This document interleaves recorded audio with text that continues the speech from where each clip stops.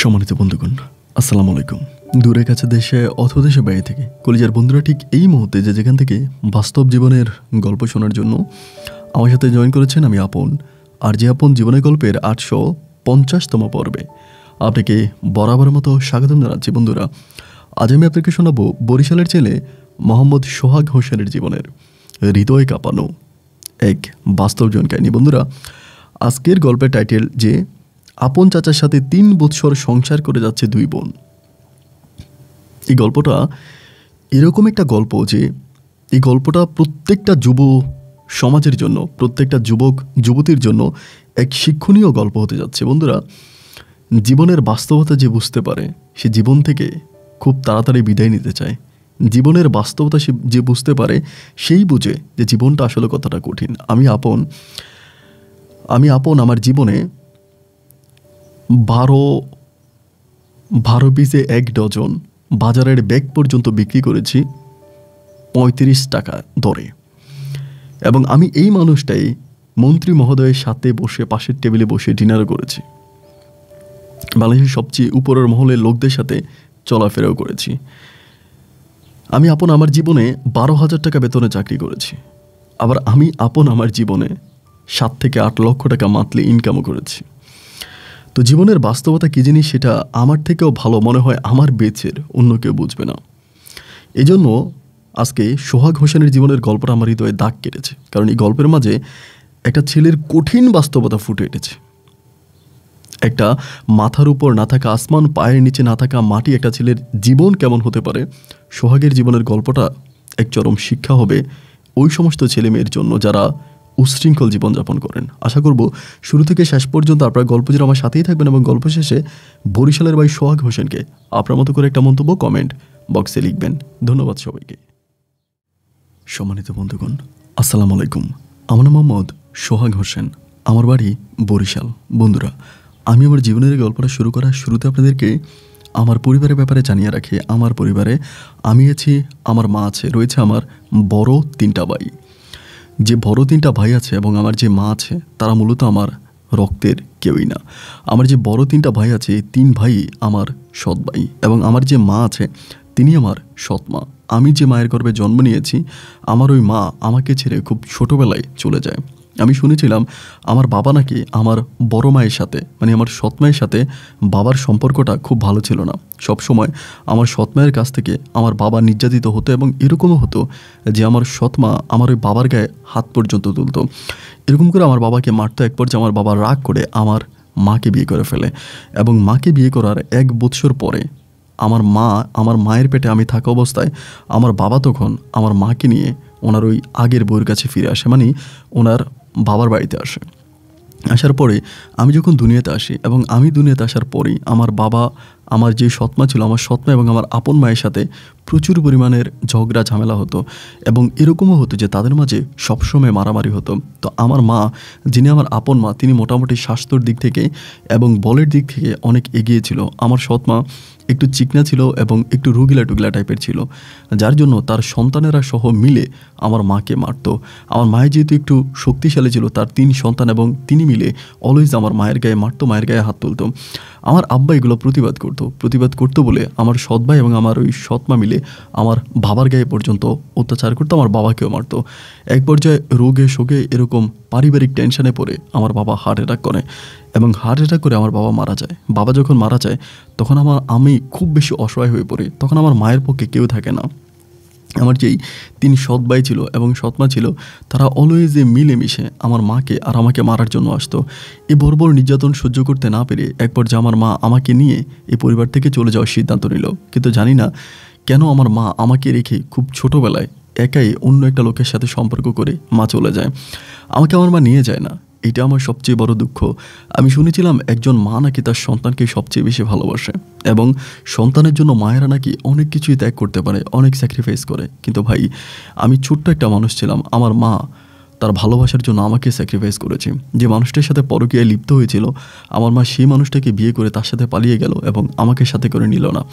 কেন নিল না, কী কারণে নিল না, তার কোনো সঠিক উত্তর আমার কাছে নাই। কিন্তু আমি একটু একটু বড় হওয়ার পরে শুনেছিলাম আমার সৎমা যেখানে গিয়েছে, মানে আমার আপন মা যে লোকটাকে বিয়ে করেছে, সেখানে নাকি আমার মায়ের অনেক সন্তানাদি হয়েছে, আমার অনেক ভাই বোন হয়েছে, এবং আমার মা সেই ফ্যামিলিতে অনেক ভালো আছে।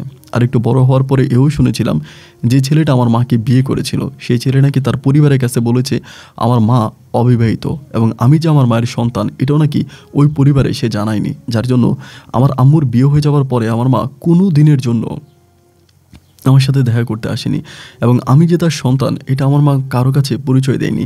খুব দুঃখ, কষ্ট, যন্ত্রণায় আমার শৈশবের দিনগুলো কাটে। শৈশবের কথা মনে হলে এখনও চোখে পানি ধরে রাখতে পারি না, এখনও অজরে কান্না করি। আমার সৎ মা ভাত রান্না করার পরে ভাতের মারটা আমাকে দিত, আর ভাতগুলো আমার সৎ ভাইদেরকে খাওয়াইতো। এরকম হইতো যে দিন রাত মিলে আমি পরিশ্রম করতাম, আমি কাজ করতাম, কিন্তু আমার সৎ ভাইয়েরা কোনো কাজ কাম না করেও তারা মাছের মাথাটা খাইতো, এবং তারা সবসময় ভালোই খাবার খাইতো, ভালো কাপড় চোপড় পরতো। আমি দিন রাত মিলিয়ে কাজ করতাম। আমাদের জমি জমা ছিল, আমাদের পিতৃ অনেক সয় সম্পত্তি ছিল, আমার বাবার অনেক জায়গা সম্পত্তি ছিল। তো যার জন্য দেখা যায় যে বাবার জায়গা সম্পত্তির কোনো কিছুর মালিক আমি হইতাম না, কিন্তু মাঠে ঘাটে সকাল থেকে রাত অবধি পর্যন্ত আমি পরিশ্রম করে যেতাম। এভাবে সময়গুলো কাটতে কাটতে একটা পর্যায়ে মোটামুটি আমি অনেকটাই বড় হয়ে যায়। আমার বয়স তখন প্রায় 17 থেকে 18 বছরের কাছাকাছি। যখন টাকরা জোয়ান হয়ে পড়ে তখন নিজের মাঝে বিবেক কাজ করতে শুরু করে। মানে তখন আমার একদম বড় যে ভাইটা আছে তিনি বিয়ে করে, এবং যে ছোট দুইটা ভাই ছিল তারা তখন পড়াশোনা করতো। কিন্তু আমার সৎ ভাই হওয়ার পরেও তারা কোনোদিন আমাকে রাস্তাঘাটে পরিচয় দিত না। দেখেন, আমি সবার ছোট ছিলাম, এবং সবার ছোট থাকার পরেও আমি দিন রাত পরিশ্রম করে মাঠে ফসল ফলাইতাম, এবং এত পরিমাণের কাজ করতাম। আমি সকাল থেকে রাত অবধি পর্যন্ত আমি মাঠে কাজ করে বেড়াইতাম। মাঠের সমস্ত রকমের কাজ আমি করতাম।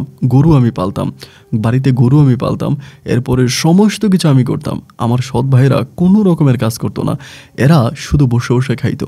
তা আমি এত কাজ করার পরেও বাজার থেকে বাজারও আমি করতাম, তরকারি আমি কিনতাম, তারপরে সব কিছু আমি করতাম। কিন্তু দেখা যায় তারপর আমার সৎ মায়ের কাছে আমি গালাগালি শুনতাম। উনি আমাকে অকর্মা বলতো, গালাগালি করতো, কিন্তু কখনো আমার সৎ ভাইদেরকে কিছুই বলতো না। রাগে ক্ষোভে একটা সময় প্রচণ্ড রকমের জিদ নিজের মাঝে কাজ করলো যে আমি কাদের জন্য করতেছি। আমার সৎ ভাইগুলো তো নিজেকে আমাকে ভাই পরিচয় দেয়ই না, কারোর সাথে কথাই বলে না। আমি এত পরিশ্রম করে মাঠে ফসল ফলাই, এবং সেই ফসল বিক্রি করে ঘরের খাবার জোগাড় করি, এবং বাজার সাজার করি, তো সব কিছুই তো আমি করতেছি। তারপরও আমার বিন্দুমাত্র মূল্যায়ন এই পরিবারের মাঝে নেই। একদিন মাঠে গরু চড়াচ্ছিলাম, আমার একটা গরু ছিল, গরুটা দুধ দিত বাছুর সহ। হঠাৎ করে মনে হলো যে কাদের জন্য করতেছিটা কাদের জন্য। একদিন হঠাৎ করে দুপুরবেলা দেখলাম যে মানুষ গরু বাজারে যাচ্ছে, গরু বিক্রি করার জন্য গরু ছাগল বাজার নিয়ে যাচ্ছে। জানি না হঠাৎ করে দুপুরবেলা মাথার মধ্যে কী জানি আসলো, ওই মাঠের মধ্যখান থেকে গরুগুলার বাজারে নিয়ে গেলাম, এবং বাজারে নিয়ে যাওয়ার পরে 60,000 টাকায় আমি আমার গরুটা বাছুর সহ বিক্রি করে ফেললাম।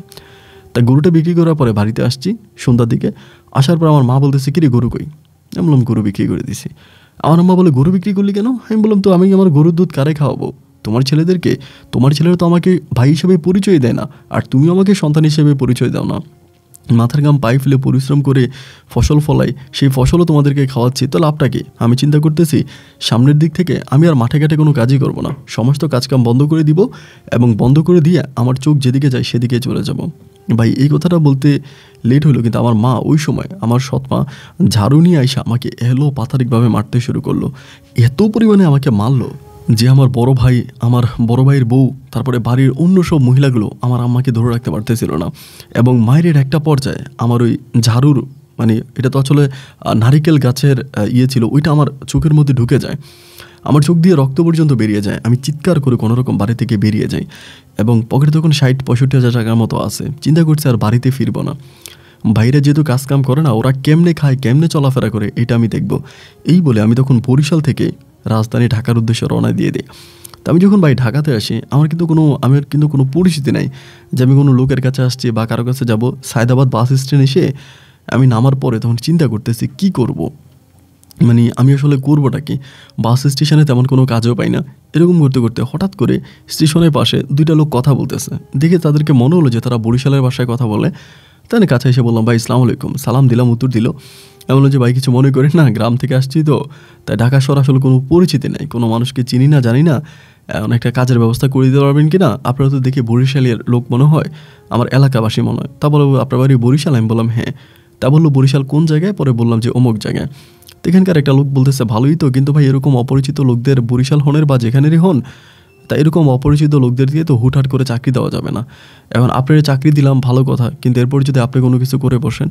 আমি বললাম যে না ভাই, আমার বিশ্বাস রাখতে পারেন, আমি কোনো কিছু করব না, মানে যে কোনো একটা কাজ দিলে আমি করব। তা আমারে বলে কী কাজ জানেন? আমি বললাম যে ভাই গ্রামে তো মাঠে ঘাটে কাজ করছিলাম, বাট ওরকম কোনো কাজের সাথে পরিচিত না, যে কাজটা আপনাদের কাছে ভালো মনে হয় ওরকম একটা কাজ দিলে আমি করব, বাট আমি খুব বিশ্বাস্ত মানুষ। পরে এখান থেকে একটা লোক আমাকে নিয়ে গেল, সাথে করে নিয়ে একটা জুতার কারখানায়, মানে জুতা বানায় আর কি, ওরকম একটা কারখানা আমাকে তখন চাকরি দিল। তা আমি জুতার কারখানায় চাকরি করতেছি ভাই। তা ওই জুতার কারখানায় কাজ করার সময় দেখা যায় মানে সবসময় তো মানে 8-10 জন মিলে একটা রুমের মধ্যে, একটা মানে ঘরের মধ্যে আমরা থাকতাম আর কি। অনেক লোক ওইখানে আছে, তা সবার একটা বেড আছে এবং বেডের নিচেই মোটামুটি জিনিসপত্র সব রাখা হইতো। তো আমি যেদিন একদিন কাজ করলাম মোটামুটি, এরপরের দিনও কাজে গেলাম, তো আমার কাছে যে 60-65 হাজার টাকার মতো ছিল, ওই টাকাটা আমার ওই ব্যাগের মধ্যেই ছিল না। ওইখানে তো তালা মারা কোনো সিস্টেম না যে কোথাও টাকাটা তালা মেরে রাখবো বা ওরকম কোনো কিছু। পরের দিন ভাই কাজ থেকে আসার পরেই দেখি যে আমার ওই ব্যাগটার মানে ব্যাগটা খোলা, ব্যাগের ভিতরে টাকা নেই। তা 8:30টার দিকে ঘরে আসছে, এসে দেখি যে মানে ব্যাগে টাকা নাই। আমার মাথায় তখন ভাই আসমানটা ভেঙে পড়লো যে আমার টাকাটা গেল কোথায়। কারণ রুমে যে লোকগুলো ছিল তাদের মধ্যে থাকা, তাদের ছাড়া তো কেউ আমার টাকা নেবে না, কারণ রুমে তো বাইরে দিয়ে তালা মারাই ছিল, তো প্রত্যেকের কাছে চাবি আছে, আবার রুমের চাবি সবার কাছে আছে। তো অনেকেই দুপুরবেলা আসতো, রেস্ট করতো বা ঘন্টাখানিক পরে রুমে আসতো। আমরা যে কারখানায় চাকরি করতাম ওইটার মধ্যে আবার টয়লেট ছিল না, তো টয়লেট করার জন্য রুমে আসা লাগতো। তো সবার কাছে চাবি আছে, তা সবাই চাবি নিয়ে রুমে ঢুকতে পারতো। তো এখন তো রুমের লোক ছাড়া তো বাইরে কোনো লোকে আর আমার ব্যাগ থেকে টাকা নেবে না। তো আমি তখন বললাম যে ভাই টাকাটা আপনারা কেউই নিছেন, আপনাদের রুমের লোকেরাই কেউ না কেউ টাকাটা নিছেন, আমি সবার ব্যাগ চেক করবো, আমি সবারই চেক করবো। এটা বলার পরে একজন লোক, ওনার বাড়ি কুমিল্লাতে ছিল, তিনি তখন লাভ দিয়ে ওইটা বললো যে এই ব্যাগ চেক করবি মানে তুই বেটা ব্যাগ চেক করার কি, তুই এনে কাজে আসছিস 2 দিন হয় নাই, তোর ব্যাগে তুই এত টাকা রেখে গেলি কেন? এই ওনার সামনে তর্কাতর্কি লেগে গেল এবং সে মানুষটি এসে আমাকে একটা থাপ্পড় দিয়ে দিল। তা থাপ্পড় দেওয়ার পরে আমার ভিতরেও রাগ ছিল যে একে তোমার টাকাগুলো হারাই গেল, 1 টাকা 2 টাকা না, এতগুলো টাকা। তার উপরে আবার উনি আমার গায়ে হাত তুললো, আমিও ভাই ওনার সাথে লাগিয়ে গেছি। লেগে যাওয়ার পরে বাকি যে লোকগুলো ছিল তারা সবাই আমার মারছে। মারার পরে আমি রাত প্রায় 11টা 11:30 দিয়ে মারামারি শেষ হওয়ার পর আমি তখন মালিকের বাড়িতে গেলাম, মানে মালিকের বাসায় গেলাম আর কি, পাশে মালিকের বাসা ছিল। ওনার জায়গায় ঘুম থেকে ডাকাইলাম যে দেখেন আমার এইভাবে সবাই মিলে মারছে, আমার রক্ত বের করে ফেলছে। তা উনি বলে তুমি আপাতত ওষুধ খাও, আমি কালকে সকালে এটার বিচার করব। তাই সকালবেলা ওরা সবাই এক পক্ষে, মানে রুমের ভিতরে যারা আছে সবাই এক পক্ষে, আমি মানে বিপক্ষে আর কি, ওদের বিপক্ষে। তা মালিকের কাছে গেলাম সকালবেলা, যাওয়ার পরে মালিক ওদের সমস্ত কথা শুনলো যে আমি ওদেরকে গালাগালি করছি, আমার রুম থেকে টাকা হারাই গেছে, ওদেরকে খারাপ ভাষায় কথা বলছে, ওরা সহ্য করতে না পেরে আমার মারছে। তারপর মালিক আমার এটাকে বললো যে সোহাগ দেখো, আসলে তোমার কী বলবো, তোমার টাকাগুলো তো হারাই গেছে, এখন তো টাকার আমি ফিরিয়ে দিতে পারবো না, বা টাকা কে নিছে সঠিক আমরা জানিও না। আর যেহেতু তোমার ব্যাগে এত টাকা ছিল, তোমার আমাকে অন্তত বলা দরকার ছিল, বা এই টাকাগুলো তুমি পকেটে করে নিয়ে এসে ওখানে কাজ করতে পারতা। তো টাকা যেহেতু ব্যাগে রেখে আসছো, টাকা নিয়ে গেছে, আমার তো কিছু করার নাই। আর বড় কথা হচ্ছে যে দেখো, আমি তোমার জন্য সবারই বিদায় করতে পারবো না, ওরা সবাই এক গ্রুপ হয়ে গেছে, তোমার যদি আমি কাজে রাখি তাহলে ওরা সবাই চলে যাবে, ওরা অন্য কারখানায় কাজ করবে। তো ভাই তুমি কিছু মনে করো না, তুমি চলে যাও, আমি ওদের জন্য মানে সবার জন্য তোমাকে আমি রাখতে পারবো না, তুমি একা যেহেতু তুমি চলে যাও, এবং তুমি কালকে থেকে আর কাজে এসো না। পরে আমি বললাম যে এটা কোনো কথা বললেন, কালকে থেকে কাজে আসবো না, তো আমি কী করবো, আমি তো 2 দিন আপনার এখানেই কাজ করি, এখন আপনার এখান থেকে আমার টাকাগুলো হারাই গেল, তা আমি এখন কোথায় যাব, কোন জায়গায় কাজ করব? পরে আমার বলে তা তো বাবা ভাই বলতে পারি না, তোমার যেখানে খুশি তুমি সেখানে যাও, কিন্তু আমার কারখানায় আর তুমি আর কাজে আসো না। এই বলে তখন আমাকে বের করে দিল। তার কি করার, কাপড় চোপড় যা ছিল টুকিটাকি এসব নিয়ে বেরিয়ে গেলাম। আল্লাহ কিসমতের ভাগ্যে, কপালের ভাগ্যে ভাত যেখানে রাখছে সেখানে ভাত খাবো। উনি যেহেতু বের করে দিল, ওনার সাথে আর কথা বলবো না। পরে এখান থেকে বের হয়ে গেলাম, বের হয়ে আবার সে রাস্তার মধ্যে থাকতে শুরু করি। পরে রেল স্টেশনে গিয়ে থাকতে শুরু করি কমলাপুর রেল স্টেশন, ওইখানে রাত্রে ঘুমাইতাম। তা দিনের বেলা এদিকে ওইদিকে হাঁটাহাঁটি করতাম। হাঁটাহাঁটি করতে করতে একদিন দেখি মানে একটা লোক, মানে উনি এখানে কলা বিক্রি করতেছে, কলা বিক্রেতার সাথে মানে দর কষা নিয়ে কিলাকিলির মতো আর কি একটা ঝামেলা লেগে গেছে। তাই ওই লোকে কলা বিক্রি করছে, উনি খাইয়ে ফেলছে। খাওয়ার পরে বলে বিল কত, মনে হয় কলা যিনি দোকানদার তিনি মনে হয় বিলটা বেশি বলছে। এটি নিয়ে দুজনের মাঝে মোটামুটি একটু ঝগড়াঝাটি হচ্ছে। তা যে লোকটার সাথে ঝগড়া হচ্ছে, কলা যিনি খাইছে আর কি কাস্টমার, ওই লোকটা বরিশালের। আমি গিয়ে ওই লোকের সাপোর্ট দিলাম, এই মেয়ে আপনি এত বেশি দরে কলা বিক্রি করেন কেন, এত বেশি দরে কলা কেন বিক্রি করেন? এটি নিয়ে যখন কথা কাটাকাটি হলো, তা ওই দোকানদার তখন আমার বলতেছে, তুই তো আমার চিনোস না, রেল স্টেশনে ঘুমাস তো, আজকে রাতে তোর বুড়িটা কেটে ফেলমু, তোর আজকে রাতে তোর জবাই দেবো, তুই রেল স্টেশনে ঘুমাইয়া রেল স্টেশনের মানে দোকানদারের সাথে তুই ঝামেলা করস, কাস্টমারের পক্ষ নিয়ে তোরে দেখামনি। এই কথা বলে আমি ধরুন আপনি দেখেন কী করবেন, আপনি পারেন কইরেন। দোকানদারের সাথে ঝগড়া করলাম। তা এই লোকটা তখন আমার বলে, ভাই বাড়ি কই? আমি বললাম বরিশালে। তো উনি বলে ওনার বাড়িও নাকি বরিশালে। তো আমার বলে আমার বাড়িও বরিশালে, তা আপনি যে আমার পক্ষ নিয়ে দোকানদারের সাথে ঝগড়া করলেন, রাতে থাকবেন কই? আমি বললাম ভাই আমি তো এনেই থাকি, আমি আর কই থাকবো? বলে এখানে যে থাকবেন এই লোক কিন্তু বেশি সুবিধার না, এখানকার পোলাপাইন দিয়ে কিন্তু রাতে আপনারা মাইর খাওয়াইবো। আমি বললাম ভাই মাইর খাওয়াইলে খাওয়াইবো, কী আর করবো, আমার তো যাওয়ার জায়গা নেই, থাকারও জায়গা নেই। এখন ঢাকা থেকে আসছি, বরিশাল থেকে আসছি ঢাকাতে, টাকা নিয়ে আসছি 60-65 হাজার টাকা, মানে কারখানায় কাজ করছি, টাকাও সব কে জানি নিয়ে গেছে, মানে এমন করে রাগ করে কথা বলতেছি। পরে আমরা বলে চলেন আমার সাথে চলেন। কই যাবো ভাই? পরে বলে চলেন না আমার সাথে চলেন, সমস্যা নেই। পরে তিনি আমার নিয়ে গেল, ভাই রে ভাই আমার এমন এক জায়গায় নিয়ে গেছে, আমি দেখা তো ভাই আসমান থেকে পড়ছি, বিশাল এক বিল্ডিং এবং এত সুন্দর বাড়ি, আমি এরকম বাড়ি আমার জীবনেও দেখি নাই। মানে বাড়ির ভিতরে মানে আপনার বাসার মধ্যে এত সুন্দর সাজুগুজু করা ফার্নিচার, মানে দেখলে মনে হয় যেন কোটিপতি। এবং ওনার বউ, উনি বউ পরিচয় দিলেন, ওনার বউ এত সুন্দর, 2টা মেয়ে আছে, ছোটো ছোটো 2টা মেয়ে, মেয়েগুলোও এত সুন্দর, মেয়েটা জমজ হয়েছে 2টা, মানে এত সুন্দর। উনি আমার বলে আমার সাথে থাকেন, আমি কাজ দিব। তাই আমি বললাম যে আচ্ছা ঠিক আছে, কী কাজ দিবেন আপনি, এত বড় বাড়িতে আমরা রাখবেন? তা বলে আমার থাকেন আপনি, আমি কাজ দিব। পরে একটা রুমের ভিতরে আমার দিল, ওইখানে ভাই আমারে সকাল বিকাল 3 টাইমে খাবার দেয়, এরপরে আমারে গোসল করাইতে, মানে গোসলখানাও সুন্দর, থাকা খাওয়াও ভালো, মানে প্রায় 3-4 দিন কেটে গেল, আমার কোনো কাজের কথা বলে না। ওনার নাম ছিল নূর ইসলাম ভাই। তা দেখা হইলে ভাই ভাই কী অবস্থা? আমি বললাম ভাই কাজে কামের কী দিবেন, কাজ কাম কিছু তো দিলেন না, শোয়া বসে আর কদিন খাওয়াবেন মেহমানের মতো। উনি আমার বলে যে কাজ আপনারই দিমু, এই কাজ করতে শরীরে অনেক শক্তি দরকার, তো এই জন্য খাওয়া দাওয়া করিয়া নিজের শরীরে একটু শক্তি আনেন, শক্তি আনলে কাজ করতে পারবেন, দুর্বল হলে করতে পারবেন না। তাই আমি বললাম ভাই মানে কী কাজ দেবেন আপনি, এটা তো আমাকে কইবেন, মানে আমি তো আগে থেকে একটু নিজেকে প্রিপারেড নিতে হবে। উনি আমাকে বলে যে না আমি আপনাকে কী কাজ দেবো আপনি পরেই বুঝতে পারবেন, আপনি কাজ করেন। এইভাবে প্রায় ভাই সপ্তাহখানিকের মতো কেটে গেছে। উনি আমার ঘরে খাওয়াইতে আসে, ঘুম পাড়াইতে আসে, ভাই টাকা লাগবো নাকি, টাকা লাগলে নিয়ে যান, মানে এইভাবে সপ্তাহখানিক প্রায় 2 সপ্তাহের মতো কাটলো। 15 দিনের মতো ওনার বাসায় আমি পড়ে আসছি। 15 দিন পরে আমার ভিতর মনে হলো কিরে ভাই আমি তো ওনার বাসায় থাকতেছি, খাইতেছি, ঘুমাইতেছি, মানে কোনো রকমের ইয়া নাই আর কি ওনার, মানে কেন এরকমভাবে আমি ওনার বাসায় থাকবো খাবো, আমি তো ওনার কোনো আত্মীয় স্বজনও লাগি না, তুমি আমার এইভাবে কেন খাওয়াবে, দূর ভাই আমি এখানে থাকবো না।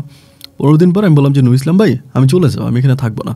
পরে আমার বলে কেন ভাই চলে যাবেন কেন? আমি বললাম ভাই থাকবো না, আপনি এখানে আর কতদিন থাকবো, একটা মানুষ কয়দিন থাকতে পারে আপনি আমার বলেন, এইভাবে কাজ ছাড়া। পরে আমার বলে কাজ করবেন? আমি বললাম কাজ করবো। পরে দরজাটা টান দিছে, দরজাটা টান দিয়ে আমার ঘরের ভিতরে ঢুকে আমার বলে সোহাগ ভাই আপনি বরিশালের মানুষ, আমিও বরিশালের মানুষ, তা কি আর করবো আসলে বলার মতো কোনো ভাষা নাই, আমি আপনার যেই কাজটা দিমু এই কাজটা আপনি করতে পারবেন কি না, এই জন্য আমি আপনাকে কয়টা দিন ধরে এইখানে রাখলাম। মানে ওনার কথা শুনে মনে হচ্ছে যে ওনার কাজটা বেশি সুবিধার হবে না। তো উনি আমাকে বলে যে কাজটা আপনি দিমু ওই কাজটা আপনি আসলে করতে পারবেন কি না, বা আপনি বিশ্বাস তো কিনা, এই জন্য এই কয়টা দিন আমি কাজ দিনে রাখছি, খাওয়াইছি এবং আপনাকে আমি অবজার্ভ করছি, মানে আপনি কি করবেন না করবেন, আমার সাথে শেষ অবধি থাকবেন কি না, কারণ আমি যে কাজ করি এই কাজে ধরেই কিন্তু লোক নেওয়া যায় না। আমি মনে মনে চিন্তা করতেছি কি মাদকের ব্যবসা করে না কোনো চিন্তায় ডাকাতি মাকাতি এরকম কিছু করে। আমি তখন বললাম যে ভাই দেখেন আমি কিন্তু কোনো খারাপ কাজ করতে পারবো না, আমি গ্রাম থেকে আসছি, সহজ সরল একটা মানুষ। উনি আমার বলে খারাপ কাজ না, বলেন কাজ কাজ কাজ, এটা খারাপ হোক আর ভালো হোক। আমি বললাম ভাই আমি শুনেছিলাম কাজ কাজই, এটা ছোটো হোক বা বড় হোক, কিন্তু আপনি বলেন যে কাজ কাজই, এটা খারাপ হোক বা ভালো হোক। পরে আমার বলতেছে ঠিক আছে ভাই আমি আপনাকে কাজের ধরনটা বলি, যদি আপনার মন চায় আপনি আমার লগে করবেন, আর মনে না চাইলে করবেন না। তা আমরা কোনো গরিব মানুষকে ঠকাই না, আমরা বড় লোকদেরকে টার্গেট করি। তাই আমি বললাম কি ডাকাতি করেন? উনি বলে না ডাকাতি না। আমি বললাম তাইলে কী করেন? উনি আমার বলে আমার বউকে দিয়ে, আমার বউয়ের মাধ্যমে ফেসবুকে বিভিন্ন লোকের পরিচয় করাই, ফেসবুকের মাধ্যমে আমার বউ বিভিন্ন লোকদের সাথে পরিচয় হয় এবং তাদের সাথে প্রেম ভালোবাসা হয়, ফোনে কথা হয়, এবং তাদেরকে আমি কোনো না কোনো জায়গায় আনি আমার বউর সাথে দেখা করানোর জন্য, এবং সেখানে আনলে পরে আমার সাথে আরও 8-10 জন আছে, আমরা সবাই এক টিমে কাজ করি। এরপরে তাদের কাছ থেকে ধরে টাকা পয়সা নেই, এবং এটা যে শুধু আমি আমার বউ দিয়ে করাই তাও না, এরকম আরও অনেক মেয়ে আছে, অনেক মেয়ে দিয়েই করাই, অনেক মেয়ে আছে তাদেরকে দিয়ে করাই, এবং এভাবেই পরিচয় করাই ফেসবুকে, মোবাইলে বড়লোকের ছেলেদের সাথে বা বড়লোকদের সাথে পরিচয় করাই, করানোর পর দেখা করতে আসলে তারপর তাদেরকে হাতায় দিয়ে টাকা পয়সা নিয়ে যাই। আরেকটা কাজ করি সেটা হচ্ছে বিভিন্ন জায়গায় আবাসিক হোটেলের কথা বলে নাম্বার দিয়ে দিই, ফোন নাম্বার দিয়ে দিই এবং নাম দিয়ে দিই, এবং তখন ফোন নাম্বারে ফোন করে যে হোটেল কোন জায়গায় নারী পাওয়া যায়, তা ওই ঠিকানা দিয়ে দিই। ওই ঠিকানা অনুসারে আসলে বিভিন্ন মেয়ে দেওয়া, যদি বেশি বড়লোক হয়ে থাকে টাকা পয়সার মালিক, তাইলে মনে করে নারীরে দিয়ে ছবি টবি উঠে ব্ল্যাকমেল করি, আর যদি গরিব টরিব একটু নিম্নবিত্ত তাহলে কয়েক টাকা রেখে ছেড়ে দিই। তাই আমি বললাম যে তাহলে এটাই ব্যবসা? উনি বলে হ্যাঁ এটাই আমার কাজ। এখন কাজটা তো ভালো না আমি জানি, আর আপনি শুরুতেই বলছেন যে আপনি খারাপ কাজ করবেন না, এখন যেহেতু আপনি 14 দিন 15 দিন আমার সাথে ছিলেন, তখন আপনি চলে গেলে চলে যেতে পারেন, সমস্যা নাই, কিন্তু এটা আমার কাজ, আমার সাথে থাকতে হলে এই কাজ করতে হবে এবং এই কাজের টাকা অনেক বেশি। আমি তখন মানে কী করবো ঠিক ভেবে পাচ্ছিলাম না। এবং এখান থেকে বেরোলে তো সে একই জায়গা, ঢাকা শহরে তো আসলে মাথা গোটানোর মতো কোনো জায়গা নেই। অন্য কোথাও গিয়ে যে ভালো কোনো কাজ পাবো বা ভালো থাকতে পারবো তাও তো কিন্তু না। প্রত্যেকটা জায়গায় গেলে তো ভাই একই অবস্থা, কোথাও কোনো শান্তি নেই। পরে আমি চিন্তা করলাম, আমি ওনারা বললাম যে ভাই দেখেন, আপনার কাজটা খারাপ এটা সত্য, কিন্তু আপনার মানুষটা ভালো। শুধু আপনার মানুষটা ভালো হওয়ার কারণে আমি আপনার সাথে কাজ করব, হোক না কাজটা খারাপ। উনি আমার বলে আমিও এই কাজটা ছেড়ে দিব, বেশি দিন করব না, হয়তো 4-5 বছর মতো করব, কিছু টাকা পয়সা হইলে ঢাকা শহরে একটা বাড়ি টাড়ি কিনতে পারলে বাড়ি ভাড়া দিয়ে চলবো, আমি আর এই কাজটা করব না। তাই আমি বললাম আচ্ছা ভাই ঠিক আছে, তাহলে আমি আপনার সাথে কাজ করব।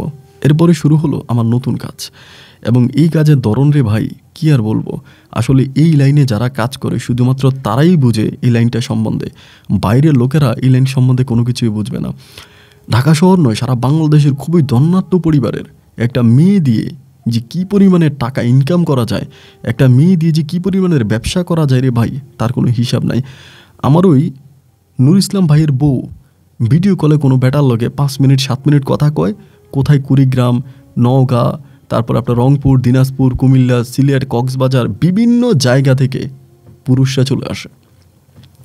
বিদেশি আছে, বিদেশিদের সাথে কথা বললে টাকা পাঠায়, এভাবে কথা বলে একটু আদর ভালোবাসা দেখায় মোবাইল ফোনে, অতটুকুতেই ছেলেরা 10,000, 15,000, 20,000, 1 লাখ, 1.5 লাখ টাকা পর্যন্ত পাঠিয়ে দেয়। এবং বাংলাদেশে বুঝে শুনে কয়েকটা পুরুষের লোক কথা কইলে, মানে আমি যেটা আমার ছোট্ট ব্রেনে বা আমার ওই কাজের অভিজ্ঞতা থেকে আমি বলতে পারি, একটা মেয়ে দিয়ে মাসে 10-15 লাখ টাকা পর্যন্ত ইনকাম করে এই নূর ইসলাম ভাই। এবং উনি এমন কোনো মাস নাই যে 30 লাখ 40 লাখ টাকা ইনকাম করে না, মানে টাকার পাহাড় বানায় ফেলতেছে। আমার কিন্তু ভাই অত টাকা দেয় না, হয়তো মাসে 30,000, 35,000 বা 40,000 ওরকম করে আমাকে টাকা দিত।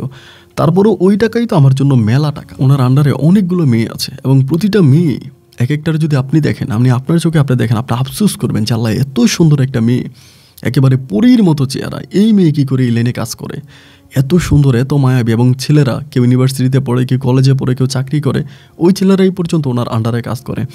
তা আমাকে উনি বিভিন্ন অপারেশনে নিয়ে যেত, কিন্তু উনি আমাকে অনেক বিশ্বাস করতো। আমি বরিশালের মানুষ বলে আমাকে অনেক বিশ্বাস করতো। আমাকে তিনি বিভিন্ন জায়গায় নিয়ে যেত, ওইখানে বিভিন্ন লোকেরা আসতো, বড় লোকেরা আসতো, আসলে আমরা ওইখানে লোকেশান দিত, মেয়ে লোকেশান থেকে এই জায়গায় আসেন, এই জায়গায় আসলে আমরা ধরতাম, মেয়ে সহ ধরতাম, ধরে টাকা পয়সা হাতায় টাতায় নিতাম।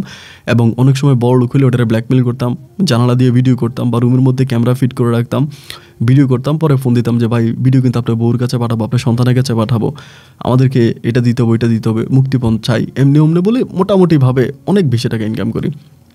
এইভাবে প্রায় 1 দিন 2 দিন না, প্রায় 2.5 থেকে 3 বছরের মতো আমি এই কাজের সাথে জড়িত হই। এবং এই 3 বছর আমি কোনোদিনও বাড়িতে যাইনি, বাড়ির কোনো খোঁজখবর নিই না, সৎ ভাইয়েরা সৎ মা কেমন আছে ওইটা জানার জন্য আমি কোনো কিছু করি নি। অ্যান্ড এই 3 বছর আমি টাকার পাহাড় বানাই ফেলি, অনেক টাকা বানাই, মানে এত টাকা বানাই বলার মতো না। আমি ঢাকা শহরে একটা ফ্ল্যাট কেনারও পরিকল্পনা করি, তারপরে ফ্ল্যাট কিনি না, ওই জায়গার মধ্যেই থাকি এবং ভাড়া থাকি, আলাদা তখন থাকি, তখন আর হচ্ছে সোহাগ ভাইয়ের সাথে থাকি না, নূর ইসলাম ভাইয়ের সাথে থাকি না, তখন আলাদা একটা ফ্ল্যাটে ভাড়া থাকি, ওইখানে থাকতেছি। আলহামদুলিল্লাহ খুব সুন্দর করে দিন আর রাতগুলো কাটতেছে। এভাবে কাটতে কাটতে একদিন হঠাৎ মানে কেন জানি নিজের ভিতরে আস্তে আস্তে মানে একটা বিবেক তাড়না দিচ্ছে আর কি, মানে বিবেক জাগতেছে যে আমি যে কাজটা করতেছি এটা কি কোনো ভালো কাজ? এ তো মোটো কোনো ভালো কাজ না, এবং ভালো কোনো পরিবারের মানুষ এই কাজ করবে না। মানে সবসময় নিজের ভিতরে এই জিনিসটা জাগতো আর কি, মানে নিজের ভিতরে এই ইয়াটা কাজ করতো। এরকম করতে করতে আমি যে বাসায় ভাড়া থাকতাম সেই বাসায় একদিন একটা মেয়ে, মানে আমি বাসার ছাদে যাই কাপড় শুকানোর জন্য, তা মেয়েটা হিন্দু মেয়ে ছিল, নাম ছিল রূপা। এই মেয়েটা দেখলাম যে মানে আমাদের বিল্ডিংয়ের ছাদের একটা কোণার মধ্যে বসে বসে কান্না করতেছে, মানে কান্না করতেছে আর কি জানি মোবাইলে টিপাটিপি করতেছে, আমি দেখলাম। তো দেখার পরে আমি তখন কী করলাম, ওই যে মেয়ে যে কান্না করতেছে আর চারপাশে তো অনেক গাড়ি ঘোড়া যাচ্ছে, অনেক শব্দ, তা মেয়ে বুঝতে পারে না, আমি পিছন থেকে আস্তে আস্তে করে তার পিছনে গেলাম। যাওয়ার পরে দেখলাম যে মেয়েটা একটা ছেলের সাথে মনে হয় SMS করে, তা মেয়ে হাত কেটে ছবি উঠাইছে এবং তার হাতে কিন্তু ব্যান্ডেজ করা আছে। এই ছবিগুলো ছেলেটাকে পাঠাচ্ছে যে আমি হাত কাটছি, মানে এরকম করে লিখতেছে আমি তোমার জন্য মরে যাব।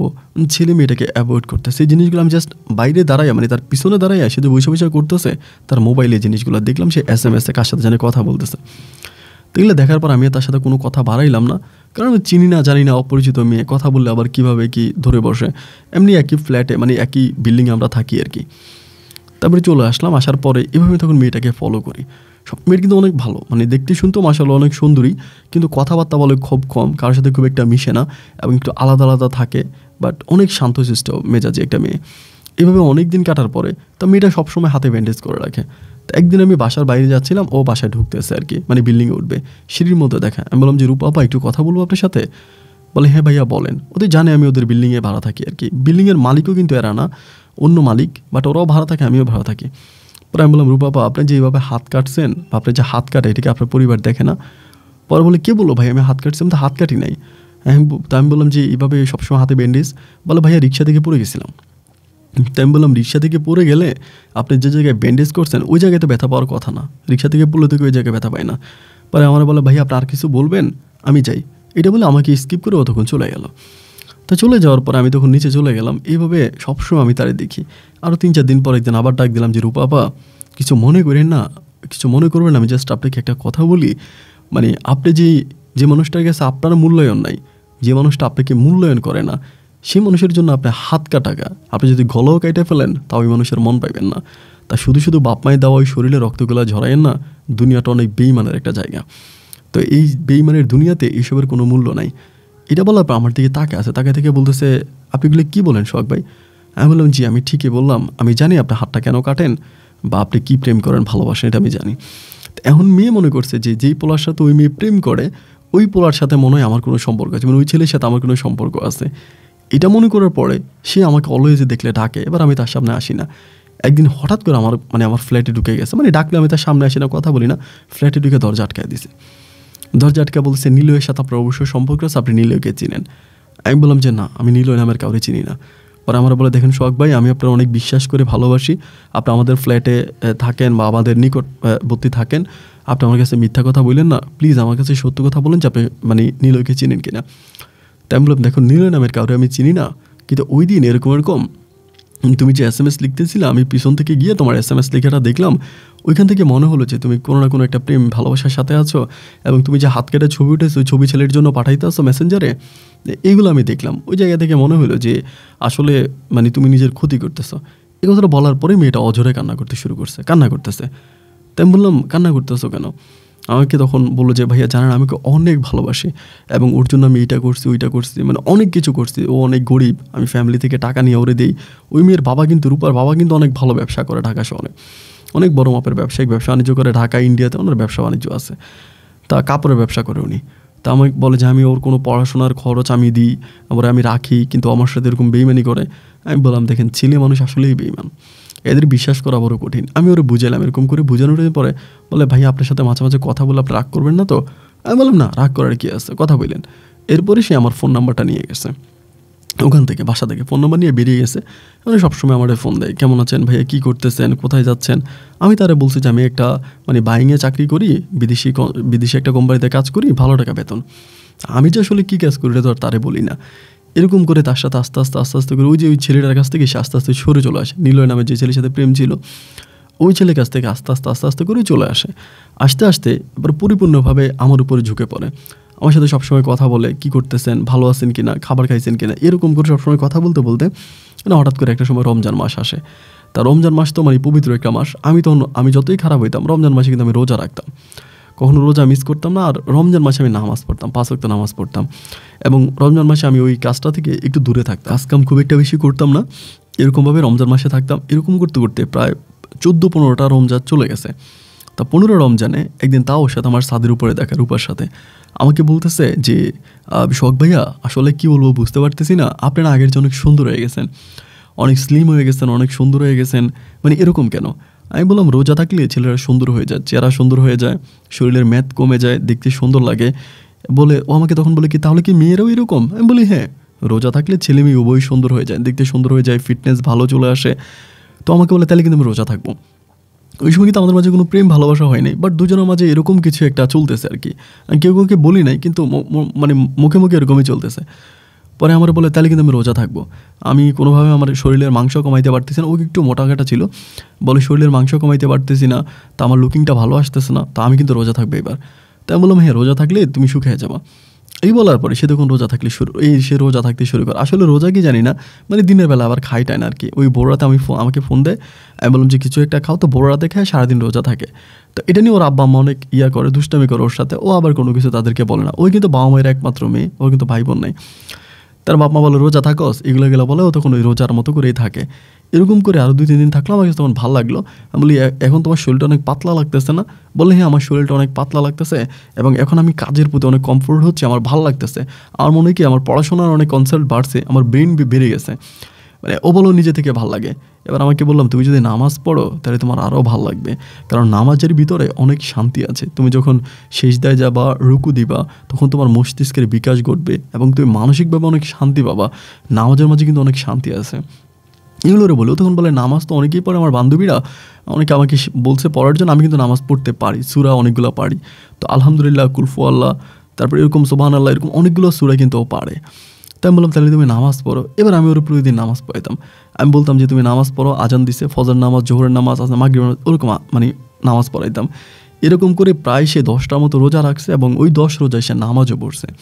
5 ওয়াক্ত নামাজ আমি তাকে পড়াইতাম। ওই যে ঘরের ভিতর দরজা আটকায় তারপরে সে নামাজ পড়তো। এরকম করতে করতে ঈদের দিন বিকেলবেলা ওর আমি ঘুরতে বেরোইছি। তো ঘুরতে বেরোয়ার পরে ঢাকা শহরের খুবই সুন্দর একটা জায়গা বোটানিক্যাল গার্ডেনের ওই দিকেই ঘুরতে গেলাম এবং সেখানে যাওয়ার পরে ও আমাকে প্রথম প্রপোজ করলো যে সোহাগ আমি তোমাকে ভালোবাসি এবং তোমার সাথে আমি বাকি দিনগুলো কাটাতে চাই। আমি তখন বললাম আমাকে ভালোবাসো, আমার সাথে বাকি দিনগুলো কাটাতে চাও, সব কিছুই ঠিক আছে, কিন্তু তুমি তো এটা জানো যে আমি মুসলিম এবং আমাকে বিয়ে করতে হলে তোমাকে মুসলমান হতে হবে। ও আমাকে বলে হ্যাঁ আমার মুসলমান তো কোনো আপত্তি নেই, কারণ মুসলিম ধর্মটার মাঝে আমি অনেক শান্তি খুঁজে পাইছি। এইটার মাঝে নামাজ, রোজা, এই দুটো জিনিস আমাকে প্রচুরভাবে অ্যাক্টিভনেস করেছে এবং তোমাকে বিয়ে করার একটাই কারণ, সেটা হচ্ছে আমি তোমাকে বিয়ে করলে নামাজ পড়তে পারবো, রোজা থাকতে পারবো। আমি 12 বছর রোজা থাকতে চাই। আমি তখন বললাম আচ্ছা যাই হোক, তাই এটা নতুন নতুন থাকতেছে তো ভালো লাগতেছে, এরকম করে কয়েক বছর থাকলে এরপর আর ভালো লাগবে না। আমাকে বলে না সত্যি আমার ভালো লাগবে। আমি বলি তুমি আমাকে সত্যি বিয়ে করবা? ও আমাকে বলে হ্যাঁ বিয়ে করবো। এবং ওই রমজানের দিনে আমি এই কী বলে ঈদের দিনে আমাকে কলমা পড়াই। তার 2 থেকে 3 দিন পরে আমি বললাম যে চলো আমরা বিয়ে করব। এবং এরই মাঝে আমাকে মুসলিমও বানাই ফেলে, একটা হুজুর ডেকে কলমা পড়াই, খুব সুন্দর করে মুসলিম বানাই এবং বানানোর পরে আমি বললাম যে বিয়ে করব এবং আমি ওকে গোপনে বিয়েও করি। এবং বিয়ে বলতে আমাদের তো কোনো কাবিন হয় না, কোনো কাবিনের ব্যাপার ছাড়াই তাকে বিয়ে করি। তা কাবিন হয় না, তাকে ওই বিয়ে করি। অ্যান্ড বিয়ে করার পরে দেন ওরকম আমি তার সাথে থাকতেছি। এবার আস্তে আস্তে মানে ও বুঝে গেছে যে আমি আসলে কোন প্রফেশনটা করি। এটা আস্তে আস্তে এই তো লুকিয়ে রাখা যায় না। তখন ওর পরিবারের সাথে থাকতো, আমি আলাদা থাকতাম, ওই একই বিল্ডিংয়ে থাকতাম। তখন বুঝে গেছে যে আমি কী কাজ করবো। একদিন আমাকে ডিরেক্টলি জিজ্ঞেস করলো যে সোহাগ তুমি কি এগুলো করো? আমাকে এমনিই বলছে। তখন আমি স্বীকার করলাম যে হ্যাঁ আমি এগুলো করি। ও আমাকে বলে দেখো তুমি আমাকে অমুসলিম একটা মেয়েকে মুসলিম বানিয়েছো এবং আমাকে নামাজ পড়া শিখিয়েছো, রোজা রাখা শিখিয়েছো। প্রত্যেকের কাছে মানে ধর্ম অনেক প্রিয়, যে যার ধর্ম পালন করে, কিন্তু আমাকে আমার মুসলিম ধর্মটা ভালো লাগছে, আমি মুসলিম হয়েছি। কিন্তু এখন বড় কথা হচ্ছে তোমার মতো একটা মানুষ তুমি কি করে, তুমি তো খারাপ হতে পারো না। যে মানুষটা নামাজ পড়ো, রোজা রাখো, আমার মতো একটা বেধর্মীকে ধর্মীতে ফিরে আনছো, তা সেই হিসাবে তো তুমি মানুষ অনেক ভালো, তা তুমি কেন এই কাজটা করো? আমি বললাম যে দেখো আমি এই কাজটা করি। ও আমাকে বলে যে না তোমাকে এই কাজটা ছেড়ে দিতে হবে। তো সেই সুযোগে আমি একটা শর্ত দিয়ে দিলাম যে ঠিক আছে আমি এই কাজটা ছেড়ে দিব, কিন্তু আমার একটা শর্ত আছে। ও বলে কী শর্ত? আমি বললাম যে শর্ত হচ্ছে তুমি আমার সাথে থাকবা, আমার সাথে তুমি থাকবা। যদি তুমি তোমার পরিবার থেকে পালিয়ে চলে এসে আমার সাথে থাকো, পার্মানেন্টলি থাকো, তাহলে আমি এই পেশা ছেড়ে দিব, আমি অন্য কোনো কাজ করবো। ও আমাকে বলে দেখো কিন্তু পরে কিন্তু আবার ফিরে যেতে পারবো না। আমি বললাম না আমি পরে কেন ফিরে যাব, আমি পরে ফিরে যাব না, আমি এই কাজটাই করব এবং তুমি যদি আমাকে সত্যি থাকো, আমার কাছে যে টাকা পয়সা আছে ওগুলোতে আমি কোনো ব্যবসা বাণিজ্য শুরু করব।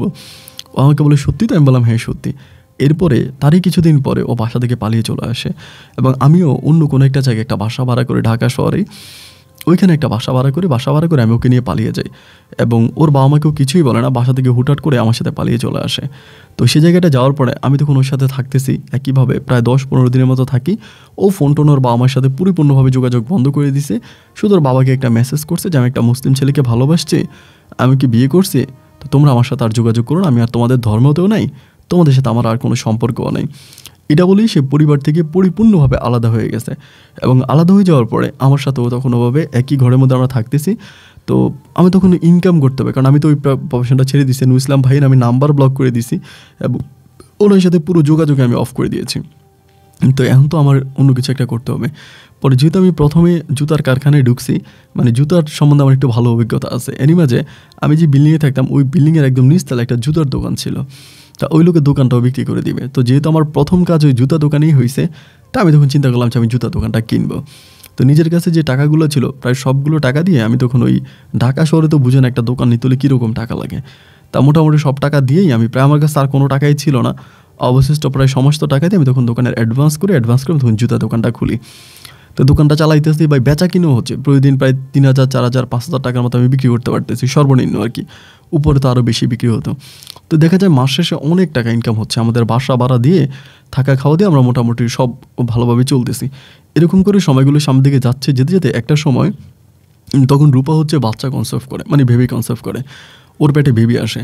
তা আমি তখন অত্যন্ত খুশি হয়ে যে আমার ভাবু আসতেছে। এমন করে একদিন হঠাৎ করে মানে কি একটা কারণে হঠাৎ করে রূপার বাবা আমার দোকানে চলে আসে, মানে রূপার বাবা আমার দোকানে আসে। এবং উনি তো, আমি বিল্ডিং ভাড়া ছেড়ে দিয়েছি, উনি কিন্তু জানে না যে আমি রূপাকে নিয়ে পালাইছি বা রূপা আমাকে বিয়ে করছে, এটা কিন্তু উনি বলে নাই।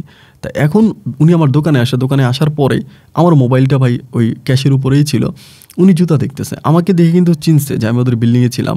পরে আমাকে বলে তুমি চলে আসছো বাসা ছেড়ে, কারণ কি এটা? আমি বললাম যে বাসা ভালো লাগে না, আমি ওখানে দিকে বাসায় থাকতেছি। এমন করতে করতে পারি যে ফোনের ডিসপ্লের মধ্যে আমার রূপার একটা ছবি দেওয়া ছিল।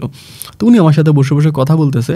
তো কথা বলতে বলতে মোবাইলের হঠাৎ করে আলো জ্বলে উঠছে, কেন জ্বলে উঠছে জানি না, আমার যেটা ধারণা আর কি, বাট আমি তো ওই সময় দেখি নাই। উনি আমার ফোনের দিকে তাকাইছে এবং রূপার ছবিটা উনি দেখছে, যে আমার ফোনের ডিসপ্লেতে রূপার ছবি। উনি কিন্তু রূপাকে খুঁজতেছে মনে মনে, মানে এখানে ওইখানে বিভিন্ন জায়গায় খোঁজাখুঁজি করতেছে। তা উনি ওই ছবিটা দেখছে, দেখার পরে উনি আর কিছু বললো না, জুতা কিনলো 2 জোড়া, কিনে উনি চলে গেছে। এবং চলে যাওয়ার ঠিক 2 দিন পরে হঠাৎ করে আমার দোকানে উনি পুলিশ সহ হাজির হয়েছে। হাজির হওয়ার পর আমাকে বলতেছে, পুলিশ এসে আমাকে মানে কি আইসে হ্যান্ডকাপ পড়াই দিচ্ছে, কোনো কথা নাই। পরে আমার মোবাইলটা টান দিয়ে নিছে, নিয়ে মোবাইলের ডিসপ্লেতে বলতেছে এটা কে? আমি বললাম আমার ওয়াইফ। উনি বলে এটা আমার মেয়ে। তো কোথায় আপনার ওয়াইফ? আমি বললাম যে দোতলায়। যেই দোকান আছে দোকানের দোতলায়। পরে বলে দোতলায় চলেন। এতে দোকানটা তালা মারলো, তালাটা মারার পরে দোতলায় গেল, চাবিটা কিন্তু ওই রূপার বাবার হাতে রয়ে গেল চাবিটা। দোতলায় গেল এবং দোতলায় যাওয়ার পরে দেন এবার রূপাকে ডাকলো। ডাকার পর আমাকে বলতেছে আপনি যে ওরে বিয়ে করছেন, মানে আপনাদের ইয়ে কি, ডকুমেন্ট কি? তাই আমি বললাম যে দেখেন আমি তো ওকে বিয়ে করছি কলমা পড়ে।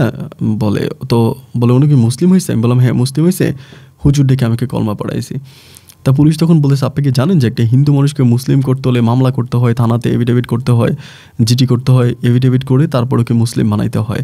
এবং এই সরাসরি একটা মানুষ মুসলিম হতে পারে না, এটা মানে আমাদের আইনে নাই। এভিডেভিট করতে হবে, তার আইডি কার্ড চেঞ্জ করতে হবে, সব কিছু পরিবর্তন করতে হবে। তো ঠিক আছে, ভালো কথা, আপনি বিয়ে করছেন, কাবিনের পেপার দেন। তাই আমি বললাম যে দেখেন ওর তো আমি মুসলিম বানাইছি কলমা পড়ে, এবং আমি বিয়েও করছি কলমা পড়ে, আমি কোনো কাবিন করি নাই। এই কথার ভিতরে পিছন থেকে একটা পুলিশ এসে আমাকে লাথি মেরে বলে কলার চেপে ধরে আমার বলে চল এখান থেকে।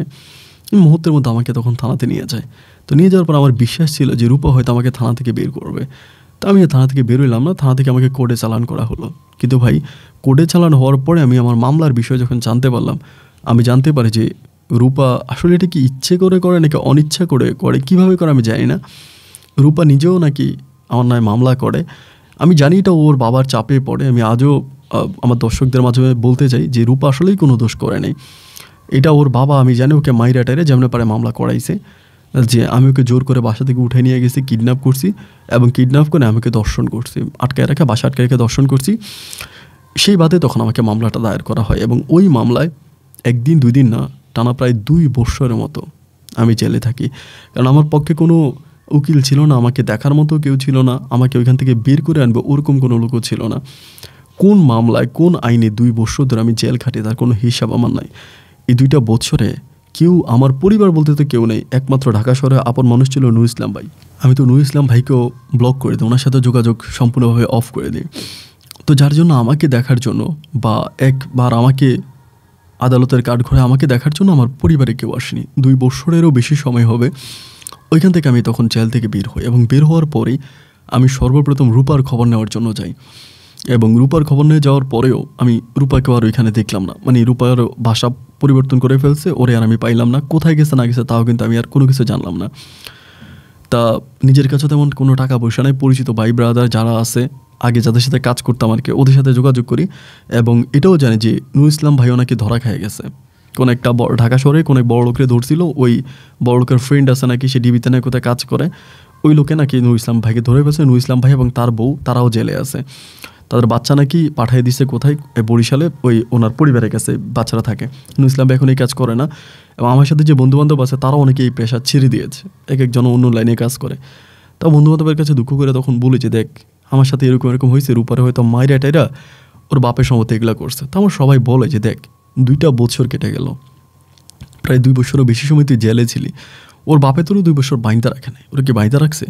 আমি বললাম যে না। বলে যদি বাইন্দা না রাখে ও তোর নামে মামলাটা করছে, ও তো জানে, ও যেহেতু পেপারে সিগনেচার করছে মামলা হয়েছে, ও জানো সিগনেচার করে মামলা করছে, জোর করে কর বাবা, যাই করা করাইছে। কিন্তু এরপরে কি 2টা বছরে তোকে একটা বারের জন্য খোঁজ খবর নিতে গেছিল? আমার ও তো মেরেও ফেলতে পারে। আমার বন্ধুরা বলো ওর বাবা ওরে মেরে ফেলবে, তুই পাগল হয়ে গেছিস বেটা। আমি বললাম তারপরও রূপার সাথে দেখা হওয়া ছাড়া আমি যাব না, আমি শহরে রূপাকে খুঁজে বের করবো।